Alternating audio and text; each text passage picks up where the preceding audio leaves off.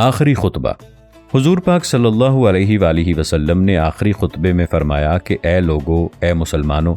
میں نے اللہ تعالیٰ کا پیغام، اللہ پاک کا اسلام آپ کو پورے طریقے سے اور مکمل طریقے سے سمجھا دیا۔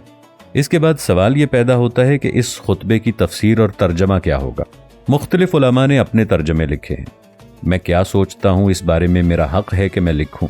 شاید کسی کو بات سمجھ میں آ جائے۔ جہاد سے مراد حضور صلی اللہ علیہ وآلہ وسلم نے فرمایا، میں نے اپنے حصے کا جہاد کر دیا، اب جہاد اکبر ہوگا، اندر کا جہاد ہوگا، جو اپنے نفس کو پہچاننے کا جہاد ہوگا۔ جب اس پورے خطبے میں جو مسلمان موجود تھے ان میں سے کسی نے اس خطبے کو یوں لیا، کسی نے کیسے لیا، اور جو حضرت عمر فاروق رضی اللہ عنہ تھے انہوں نے یوں لیا کہ صرف جہاد کے جو حضور نے کہا ہے کہ میں نے تمہارے حصے کا بھی جہاد کر دیا ہے، اور اب جہاد کے بعد مسلمانیت اور اسلام کا دبدبہ پورے عالم پر چھا گیا ہے، اب صرف تم لوگ لشکر لے کر جاؤ گے تو تمہارا استقبال ہوگا، نہ کہ تمہیں بڑی مزاحمت کا سامنا کرنا پڑے گا، وہ میں کر چکا ہوں۔ اس طرح عمر فاروق رضی اللہ عنہ حضور کی چاہت کا مطلب سمجھ کر جیسے جیسے لشکر کو لے کر آگے بڑھے تو دیکھا کہ پورے عرب سے اسلام کو راستہ دے دیا۔ اتنی بڑی فتوحات میں نقصان کا حساب کتاب کیا جائے تو قتل و قتال اتنا کہ ان گنت، لیکن وہی لوگ قتل ہوئے جو آگے اسلام کی راہ میں رکاوٹ تھے، یا تو اس طرح سے اس میں جو فوائد ہوتے آج تک اسلام کی شاندار تاریخ کا حوالہ بنے ہوئے ہیں۔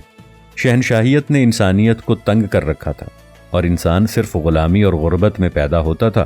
اور جب تک زندہ رہتا تھا ذلت کی زنجیروں میں جکڑا رہتا تھا۔ یہ اسلام کا کارنامہ تھا جس نے دنیا میں آزاد انسان کا تصور دیا، اور انسان کے انقلاب کو بین الاقوامی سطح پر لے جانے میں حضرت عمر رضی اللہ عنہ کا عظیم کردار ہے۔ اصل میں پورے آخری خطبے کا مطلب خلفاء یہ بھی نکلتا ہے کہ میرے جو قریبی ساتھی ہیں وہ اسلام پر شہید ہوں، اور ایسے ہی ہوا کہ اکثر خلفاء شہید ہوئے ہیں، اور آج اسلام ان کی شہادت کا نتیجہ ہے، اور پھر ان کی اولادیں شہید ہوئیں۔ مقصد بات کا یہ ہے کہ اندر کا جہاد، نفس کا جہاد، اندر سے قتل ہونا،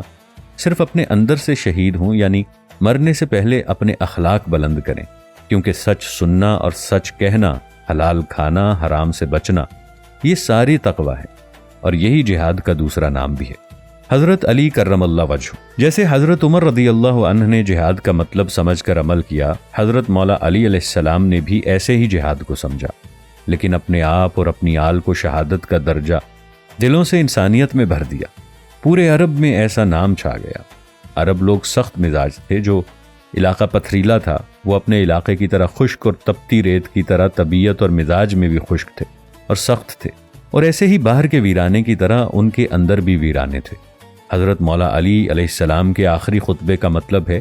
کہ پورے عربستان کو اپنی اور اپنے آل کی شہادت سے دل میں ہمدردی، اللہ کی پہچان، اسلام سے محبت، پنجتن کی پہچان دے دیں، اور ویران دلوں کو آباد کر دیں، اور انہوں نے پتھر دل کو موم کر دیا۔ آج جو پوری دنیا کا اسلام ہے وہ حسین علیہ السلام کی قربانیوں کا مرکز ہے۔ جو بھی دنیا کے اسی طرح کے سخت اور ویران پہاڑ ہیں، حسین علیہ السلام کی قربانی نے ان کے دلوں کو آباد بھی کر دیا۔ اس طرح جیسے آج ہم اسلام کو دیکھ رہے ہیں جو مدھم پڑتا جا رہا ہے،